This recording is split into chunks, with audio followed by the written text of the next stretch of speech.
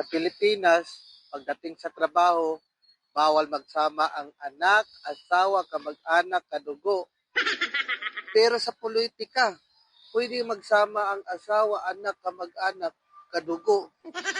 Sa Pilipinas, pag nagnakaw ng isang lata, bigas, kahit ano-ano, mahirap, tulong ka agad.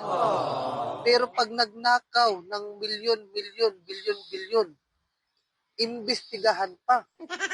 Sa Pilipinas, pag nakulong, pakalaya, maghanap ng trabaho, di tatanggapin kasi ex-convict. Pero yung mga kurakot na politiko nakulong, nakalaya, pwede pang makatakbo sa politiko ulit. Sa Pilipinas, pag may bagyo, mabibigyan lang ng mga ayuda, yung mga kilala, kaibigan, kamag-anak. Pero yung mga kalaban, yung kaaway, hindi pwedeng bigyan. Yawa ang Pilipinas.